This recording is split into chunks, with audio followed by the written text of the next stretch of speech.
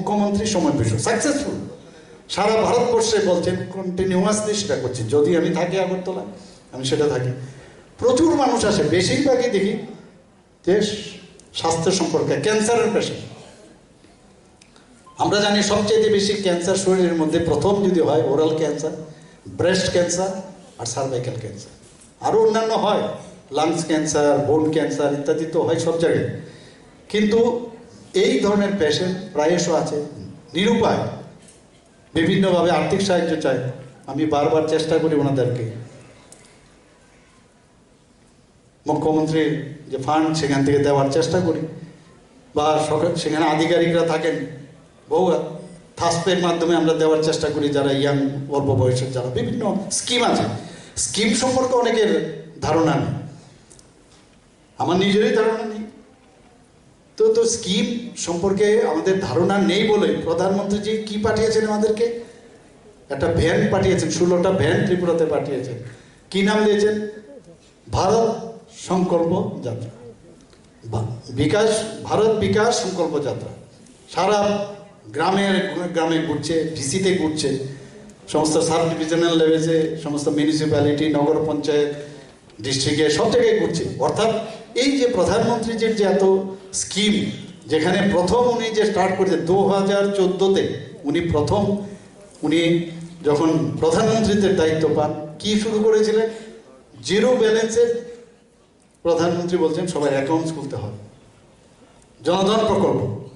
আর সেদিন বিশ্বকর্মা যোজনা, আর মাঝখানে চলছে হিসাব নেই কত ধরনের প্রকল্প, যোজনা, কি করে। এই বিষয়ে টোটালি তার মানুষকে সচেতন করা, যে লাস্ট ব্যক্তি পর্যন্ত, সমাজের শেষ যে মাইলে আছেন, যে মাইলে, তার কাছে বুঝানো, তাকে সেখানে মেলা করে বোঝা। আমার আধিকারিকরা শুরু করে সমস্ত ওই এলাকার যারা জনপ্রতিনিধিরা আছেন, সবাই মিলে সেটা চেষ্টা করছেন।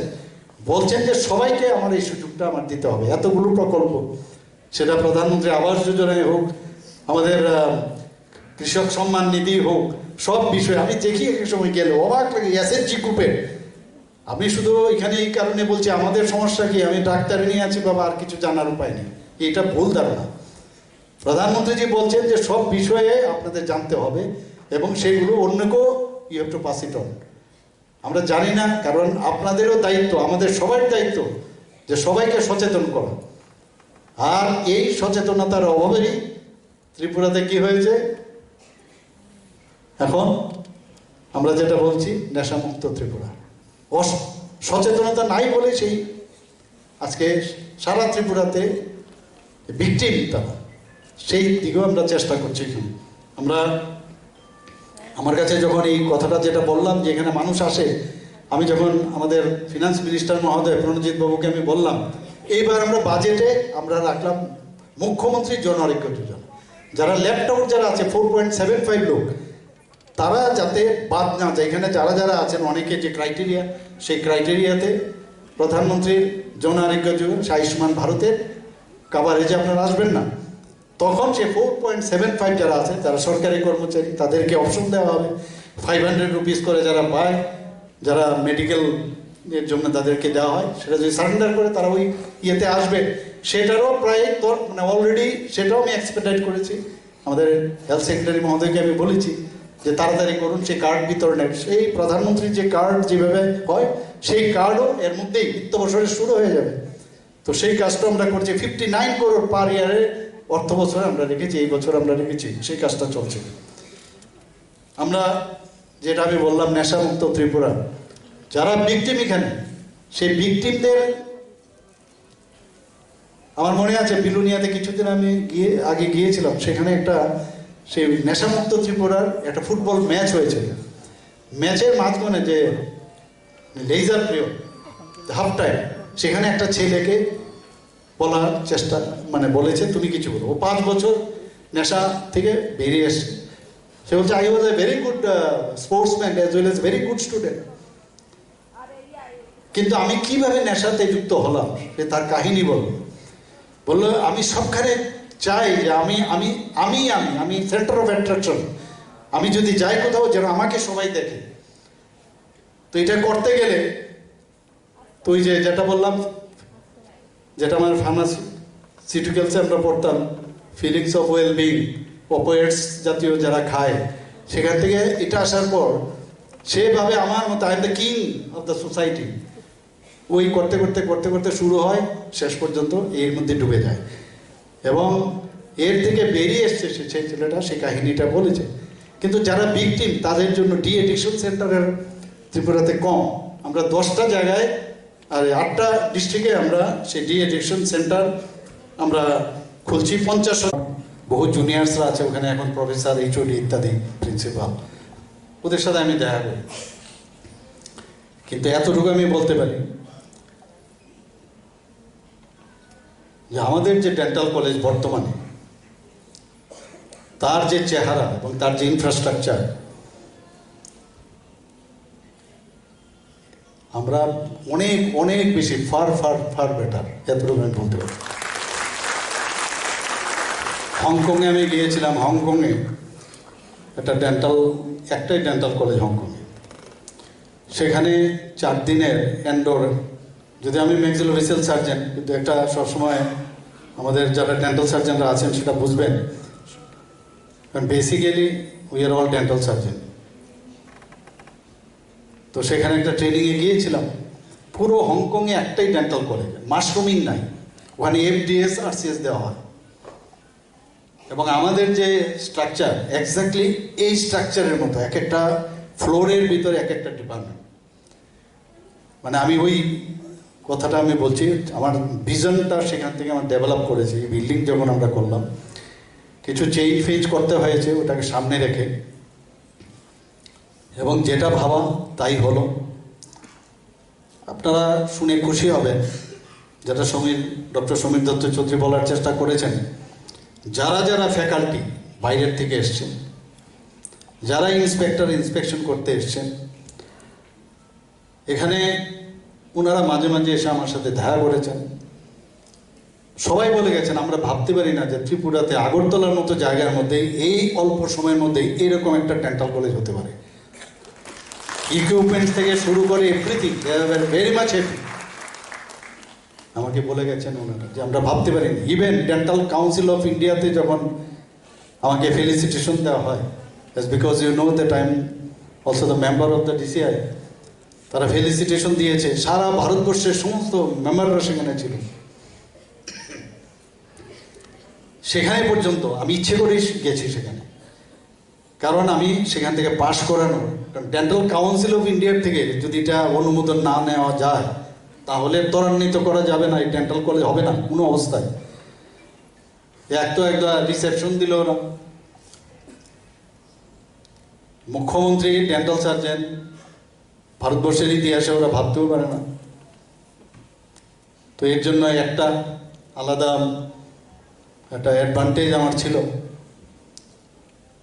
তো সেখানে যাওয়ার পর আমি এর আগেও যখন মিটিংয়ে যেতাম ডিসিআর মেম্বার হয়ে, একদম পুরো দেখাম চেঞ্জ হয়ে গেল, মানে আমার অবস্থানটাই যেন চেঞ্জ হয়ে গেল। তো পজিশনও মাঝে মাঝে অনেক জায়গায় অনেক কাজে সুবিধা হয়। তো সেখানে ডেন্টাল কাউন্সিল অফ ইন্ডিয়ার যিনি প্রেসিডেন্ট, উনি বলে অনেকে 2-1বার চেষ্টা করেছিল এই বিষয়ে কিছু কথা বলার, কিন্তু কোনো কাজের কাজ কিছুই হয়নি। সেখানে বলছে না, দিয়ে দেব। কিন্তু স্থানটা কোথায়? ডেন্টাল কলেজ স্থানটা কোথায়? আমি প্রথমে শুরু করেছিলাম যে না, করতেই হবে ডেন্টাল কলেজ। গভর্নমেন্ট চেষ্টা করেছিলাম, কিন্তু তৎকালীন সময়ে, যদিও I was in power in other ডিসিপ্লিনে, আই ট্রাইড মাই বেস্ট, কিন্তু সেটা সুবিধা হয়নি। আমি বললাম ঠিক আছে চলো, ওরা তো করছে, ওদের তো সমস্যা হবে না, কোনো জায়গায় তো সার্ভিস দেবেই ওরা কোনো না কোনোভাবে। তো তাদের জন্য কিন্তু এই ডেন্টাল কলেজের একটা সুযোগ সুবিধা হয়ে গেল। এখানে স্টুডেন্টরা আগামী দিনে এখান থেকে 50 স্টুডেন্টসের, এর মধ্যে কয়েকজন আসেনি এখনো, বাইরের থেকে আসছে। এবং আমি শিওর এখানে এই ডেন্টাল কলেজে একটা আর্ট অফ এক্সিলেন্সের পাশাপাশি এখানে গবেষণা কেন্দ্র যেন হয়, সেই জিনিসটা আমি আপনাদের কাছে আমি বলব। যেটা এখানে বলার চেষ্টা করেছেন যে হয়তো এখান থেকে কেউ এই গবেষণা করে নোবেল প্রাইজও পেতে পারেন, পদ্মশ্রী পাচ্ছেন আমাদের ডেন্টাল ডিপার্টমেন্ট থেকে। তো সেই বিষয়টা আমি এখানে আপনাদের সামনে আমি রাখতে চাই। এবং এমডিএস তো করবই, বিডিএস এর পরে আসন সংখ্যা বাড়বে, হোস্টেল করব, হোস্টেলের সমস্যা আছে, হোস্টেলও করব, মেয়েদের হোস্টেল, ছেলেদের হোস্টেল, পিজি হোস্টেল, সেগুলো আগের থেকে বানিয়ে নিতে হবে। আমাদের কি সমস্যা, মানে আগে পেছনটা আমরা দেখি না, যে আগামী দিন যখন লোক সংখ্যা বাড়বে কি করা যাবে। এবং এখানে বাইরেরও এখন ভালো ভালো সেন্টার আছে, যেখানে গিয়ে আমি এখানে যারা আধিকারিকরা আছেন তারা আমি বলবো যে ওখানে গিয়ে যেন এটা দেখেন কিভাবে ওরা ডেভেলপ করেছে।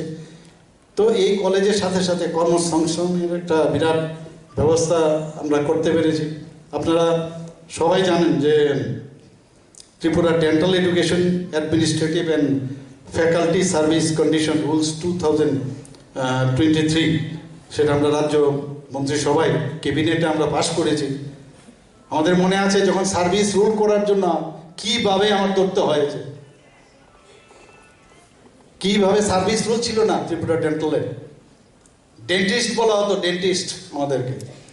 সেখান থেকে ডেন্টিস্ট নাম আমি বিভিন্ন জায়গা থেকে এনে, তৎকালীন সময় আমাদের যে পদ্মশ্রী ছিলেন ডক্টর রথীন দত্ত, উনি ছিলেন আমাদের ডাইরেক্টর, পরবর্তী সময়ে উনি সেক্রেটারি, স্পেশাল সেক্রেটারি হন।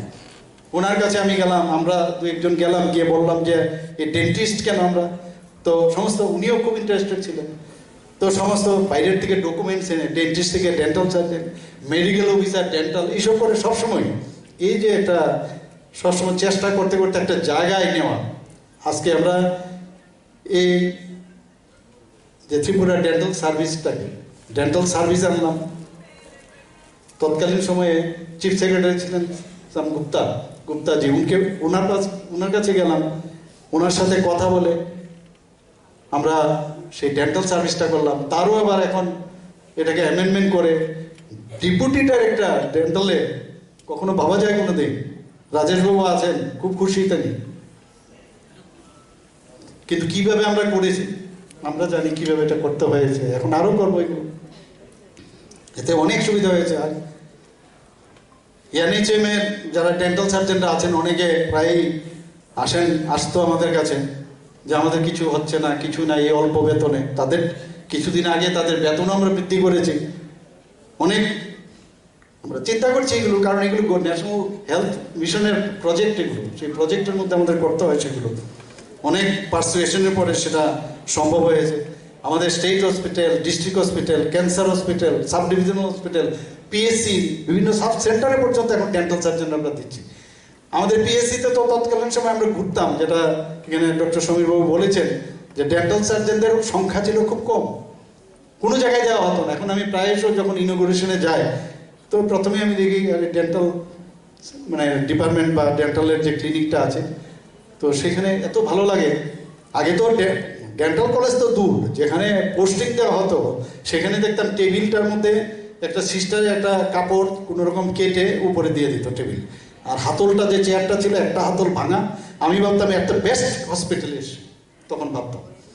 আর এখন গিয়ে দেখুন চেহারাই পাল্টে গেছে, এখন কর্পোরেট স্টাইলে এখন হসপিটাল হচ্ছে, এবং সেটা একমাত্র সম্ভব হচ্ছে আমাদের মাননীয় প্রধানমন্ত্রী নরেন্দ্র মোদীজি যে এক ভারত শ্রেষ্ঠ ভারত তৈরির জন্য যে করে নেব। যেহেতু ওই আমার প্লেসমেন্টের একটা জায়গা ছিল, তো সেই প্লেসমেন্টের উপর ভিত্তি করে আমি সিও সাহেবকে বললাম এখানে ডেন্টাল কলেজ করুন। বলে আরে পয়সা কোথার থেকে হবে, কী হবে?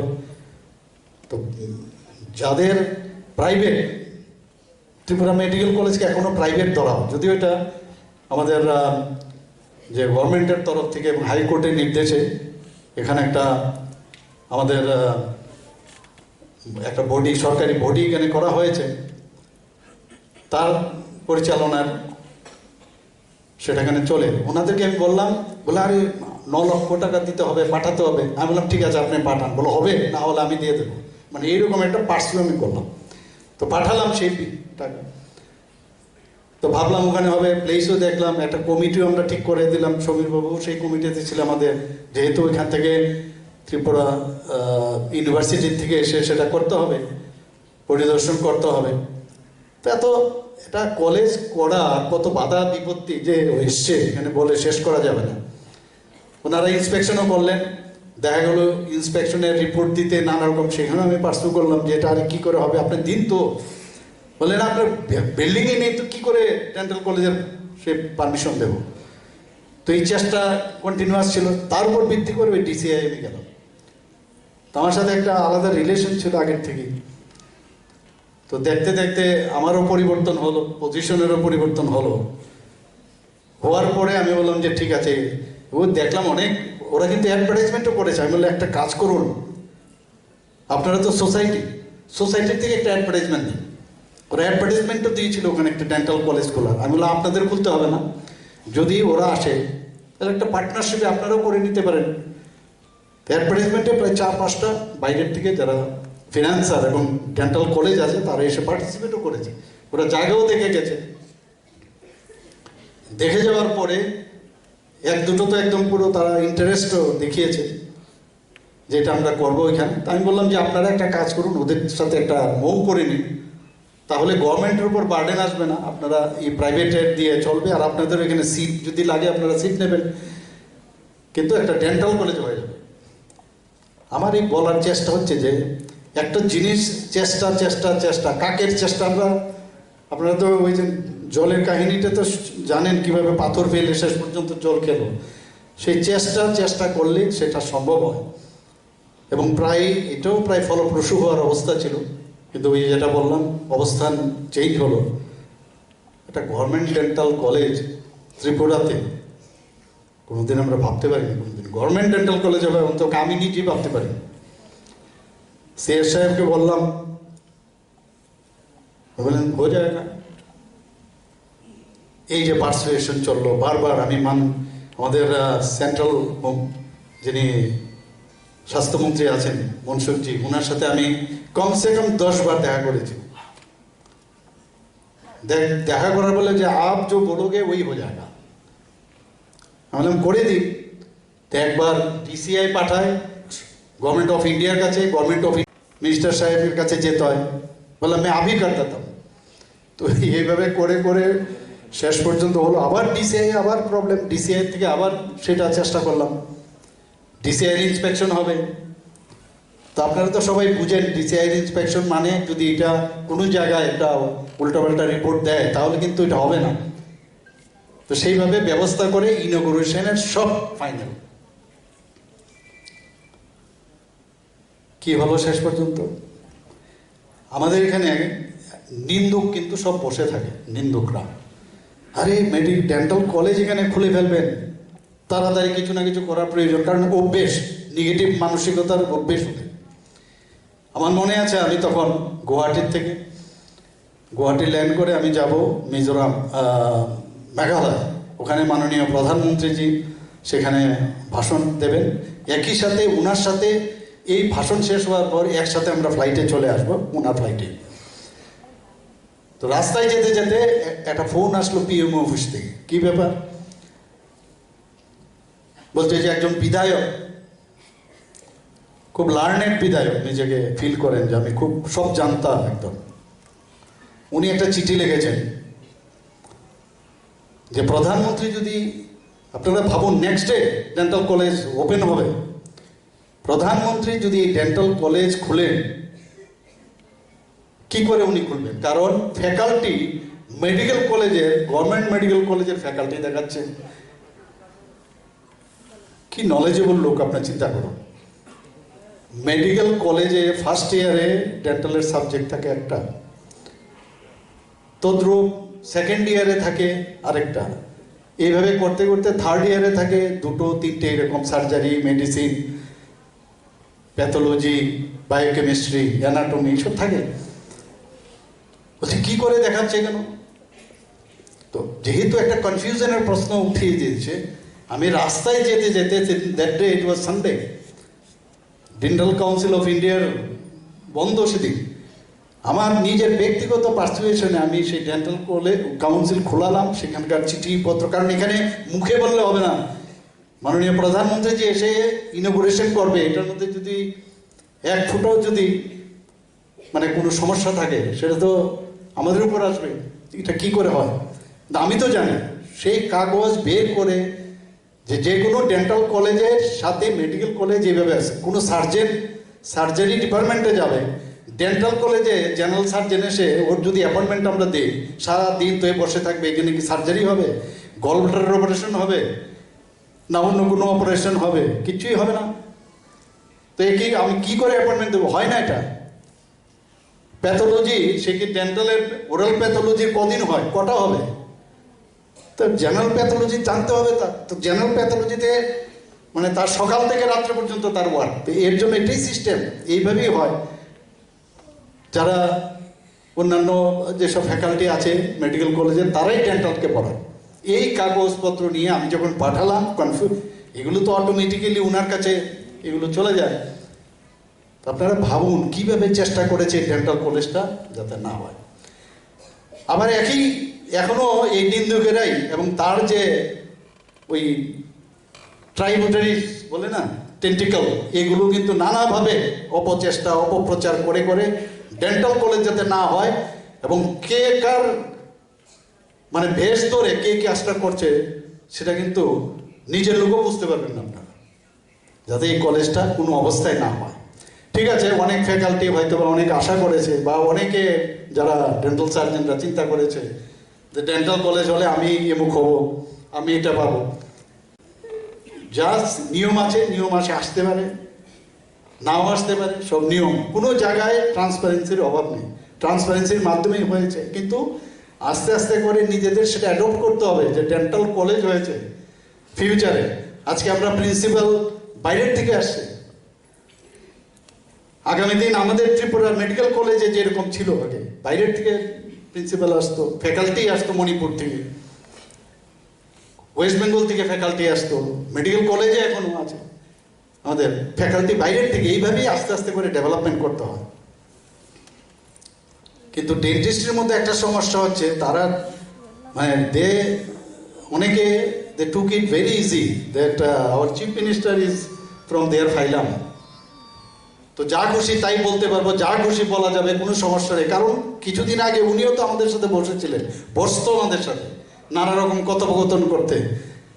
এই যে বিষয়, একটু নিজেদের মধ্যে চিন্তা করা উচিত যে আজকের যে ছেলে মেয়েরা, তাদের ভবিষ্যৎ কিন্তু আমরা বানিয়ে দিয়েছি, তাদের ভবিষ্যৎ আমরা বানিয়ে দিয়েছি।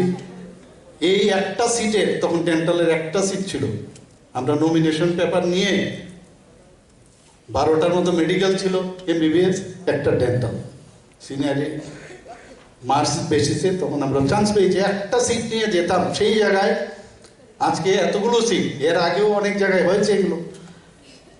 এবং আগামী দিন এই ডেন্টাল কলেজ যেটা বলা হয়েছে যে সেন্টার অফ এক্সিলেন্স, স্বপ্ন দেখতে অসুবিধে কি? 200 কোটি টাকার উপরে আমরা স্যাংশন করিয়ে নিয়ে এসেছি ডোনার মন্ত্রক থেকে, ভাবা যায় কোনোদিন? 700 কোটি টাকার উপরে শুধু হেলথ সেক্টরের জন্য আমরা ডোনার মিনিস্ট্রি থেকে আমরা নিয়ে এসেছি। এত সহজ না, চেষ্টা করতে হয়, চেষ্টা করে করে এগুলো করতে হয়। কিন্তু একবার যারা স্টুডেন্টদের আমি বলবো বিশেষ করে, যে এই কলেজের পত্তনের ক্ষেত্রে কিভাবে কারা পত্তনটা করলো, কোন সরকার করলো, কোন আধিকারিকরা এর মধ্যে ছিল, কোন ইঞ্জিনিয়াররা যারা এর পেছনে ছিল,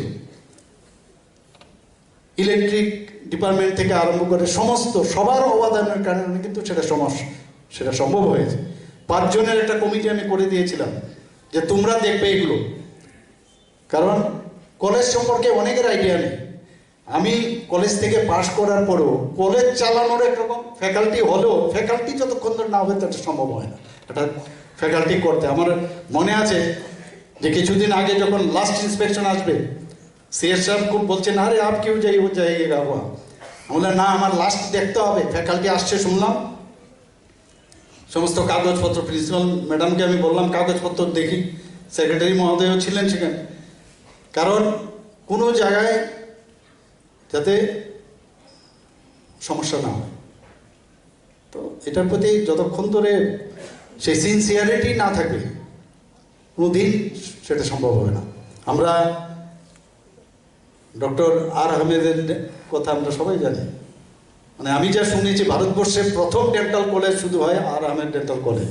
শুধু তাই না, অনেকে বলছে যে এশিয়ার মধ্যে নাকি প্রথম মানে উনি সৃষ্টি করেছেন। ওনার কত কষ্ট আমরা যদি শুনি যে বেড়ার গড়ের মধ্যে ডেন্টাল কলেজ স্থাপন হয়, যেটা এখানে ডক্টর সমীরবাবু বলার চেষ্টা করেছেন।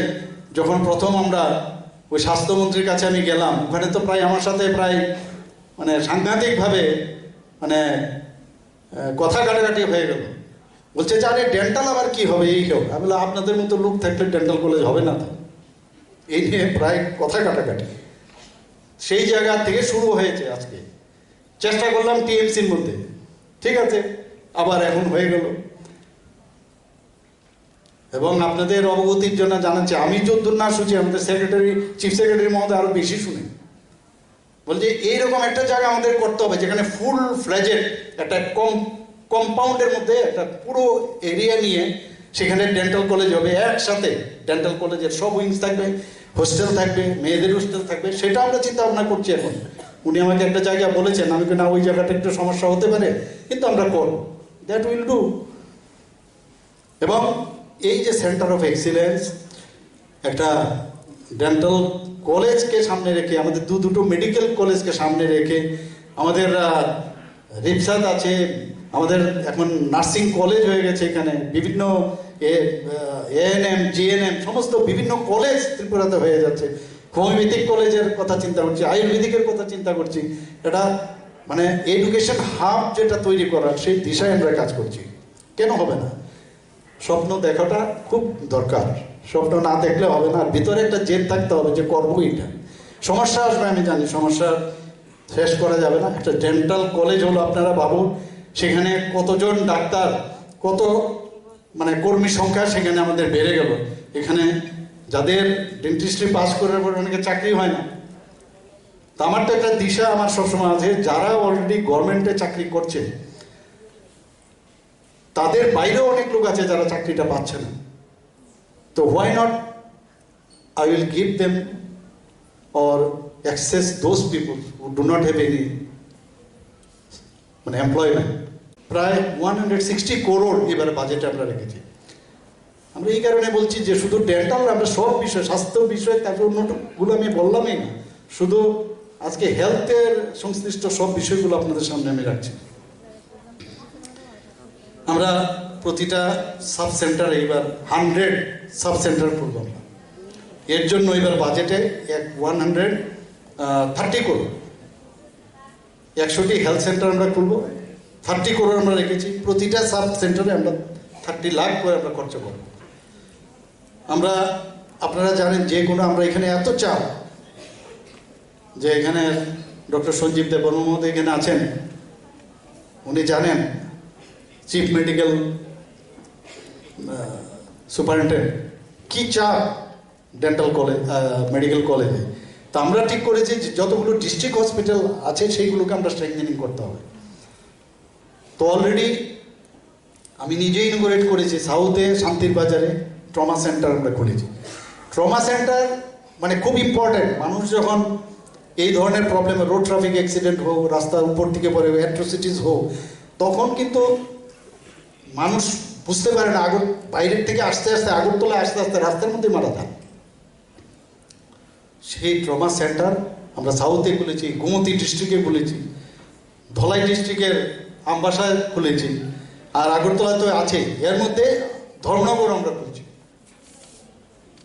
যাতে করে মানুষ সমস্যা না হয়। কার্ডিয়াক কেয়ার সেন্টার আমরা এবার আমবাসাতে একটা খুলেছি, 6 শয্যা বিশিষ্ট। তো সেইভাবে আমরা কাজ করছি। আমরা ক্যান্সার হসপিটালে, যেখানে আমরা একটা মেরা হাসপাতাল পোর্টাল, সেটাও আমরা এখানে খুলেছি, যাতে ক্যান্সার রোগে যারা আক্রান্ত, এই পোর্টালের মাধ্যমে এত প্রযুক্তি এত বেড়েছে, প্রধানমন্ত্রী যে প্রযুক্তিকে এত ইউজ করেন, আমরাও এখন, আপনারা শুনে এখানে প্রায় এসে শুনেছেন, আমাদের বিধানসভাতে এখন বিধানসভা হয়েছে, কাগজের গাঁটটি নিয়ে যাওয়ার দরকার নেই এখন। শুধু তাই না, আমাদের ক্যাবিনেট এখন ক্যাবিনেট হয়ে গেছে, কোনো কাগজপত্র নেই, আমরাও সবাই দেখে দেখে সব কাজ করি। সমস্ত স্টেটের সমস্ত ডিপার্টমেন্টগুলো এখন অফিস হয়ে গেছে, ট্রেনিং দেওয়া হচ্ছে তাদেরকে, ডিস্ট্রিক্টে চলে গেছে, সাব ডিভিশনেও চলছে এখন।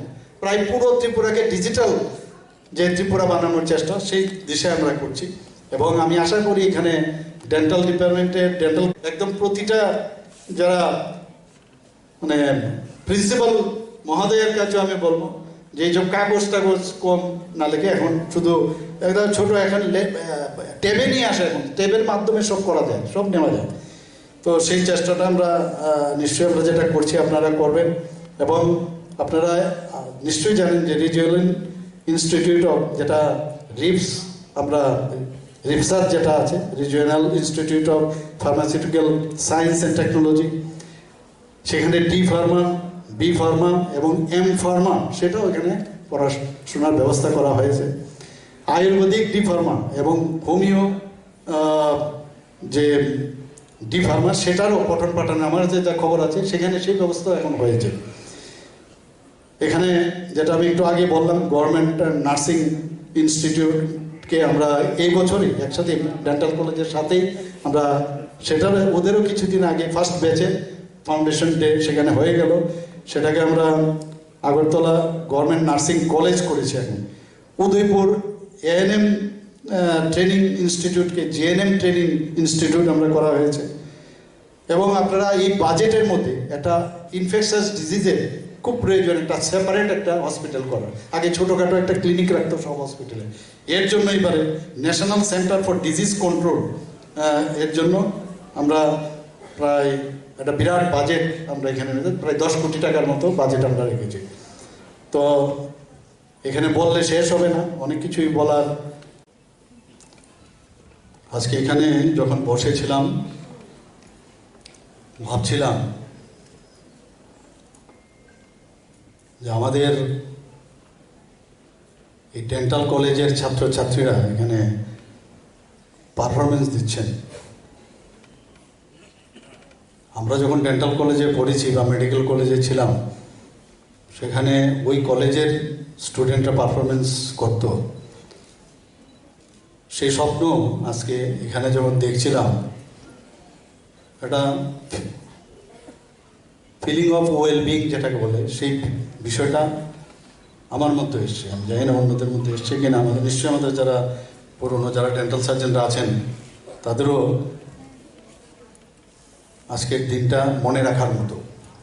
ফাউন্ডেশন ডে মানে একটা ডেজিগনেটেড ডে, আমরা সবাই জানি। এই দিনে আমরা চলতে থাকবে, এটা প্রথমবার, দ্বিতীয়বার এভাবে চলবে। মাননীয় সেক্রেটারি মহোদয়, চিফ সেক্রেটারি মহোদয় বলেছেন যে 50 বছর পরে যখন যারা আজকে ফার্স্ট ইয়ারের ব্যাচে প্রথম ফাউন্ডেশন যারা পার্টিসিপেশন করেছে বা ফ্যাকাল্টিরা সবাই, কলেজের অন্যান্য কর্মচারীরা, তারা কিন্তু মনে করবে যে আমরা ফার্স্ট ব্যাচ, আমরাই প্রথম foundation day, designated foundation day আমরা এটা উদযাপন করেছিলাম। সেই দিনটা কিন্তু একটা নস্টালজিক একটা ফিলিং আসবে, সেটা আমি বলে দিতে পারি। যেভাবে মাননীয় প্রধানমন্ত্রীজি চাইছেন বিশেষ করে নর্থ ইস্টার্ন রিজিয়নে ইনফ্রাস্ট্রাকচার ডেভেলপ করা, সেটা কিন্তু আমরা সবাই বুঝতে পারছি যে উনি বারবার বলছেন যে ভারতবর্ষ তবেই ডেভেলপ হবে যতক্ষণ ধরে নর্থ ইস্টার্ন রিজিয়ন যদি ডেভেলপ না হয়, ভারতবর্ষ কখনই ডেভেলপমেন্ট হবে না। হীরা মডেলের কথা আমরা প্রায়শই বলি, যেভাবে উনি হীরা মডেল আমাদের হীরা প্লাস দিয়েছেন এখন, সেইভাবে বিশেষ করে ত্রিপুরাতে নর্থ ইস্টের মধ্যে আরও বেশি করে আমাদের ডেভেলপমেন্ট হয়েছে। বহু ডেন্টাল কলেজে আমি গেছি, এখানে গুয়াহাটি ডেন্টাল কলেজে বহু ছাত্রছাত্রীরা এখন ডাক্তার হয়ে এখানে আছেন, আমার কলিগরা, ওনারাও খুব নিজেদেরকে, সব মানুষ যখন যে কলেজ থেকে আসেন খুব প্রাউড ফিল করে। আমরাও কিং জর্জ মেডিকেল কলেজ আমরা খুব প্রাউড ফিল করি। গভর্নমেন্ট ডেন্টাল কলেজ পাটনার থেকে এসেছি, সেখানেও আমরা দেখেছি। কিছুদিন আগে আমি মণিপুর ডেন্টাল কলেজে, আমার একটা অভ্যেস আছে, যেখানে যাই ডেন্টাল কলেজে একবার যাই। আপনারা এর মধ্যে আমি যখন স্বাস্থ্যমন্ত্রীর দায়িত্বভার নিলাম, মুখ্যমন্ত্রী তো আছেই, স্বাস্থ্যমন্ত্রী হিসাবে যখন গেলাম সেখানে গিয়ে যখন দেখলাম জিবি হাসপাতালে সব রুগীরা, আমরাও দেখতাম সবাই মাটিতে শুয়ে আছে, এরকম একটা করুণ দশা। আর নিউজ পেপারে তো সবসময় লেখেন এ কথাগুলো। ঠিক আছে, পজিশনের সদ্ব্যবহার করলাম, বললাম না মাটিতে যেন না শরীর চেষ্টা কিচ্ছু না, যে না চেষ্টা করুন। তো সাথে সাথে ভাঙা এদিকে রেনোভেশন ইত্যাদি করে মাত্র 727টি আমাদের আসন সংখ্যা ছিল এজেন্সির মধ্যে, এখন সেটা 1413টা করা হয়েছে, 1413, মানে বলা গেলে প্রায় ডাবল। প্রধানমন্ত্রী স্বাস্থ্যের বিষয়ে যে কত সিরিয়াস, প্রধানমন্ত্রীর জন আরোগ্য যোজনা, আয়ুষ্মান কার্ড, মানে গরিব ঘরের কোনো লোক যখন প্রধানমন্ত্রী হন উনি বুঝতে পারেন মানুষের কি দুঃখ দুর্দশা। কিছুদিন আগেও বিশ্বকর্মা পূজার দিন উনি একটা ডিক্লেয়ার করেছেন বিশ্বকর্মা যোজনা। এটা আবার কি, যে 18টা শ্রেণী যারা কার্পেন্টার, যারা ওই চামড়ার কাজ করে, এই ধরনের শ্রেণী গরিব অংশের মানুষ, তাদের জন্য একটা স্কিম করেছে।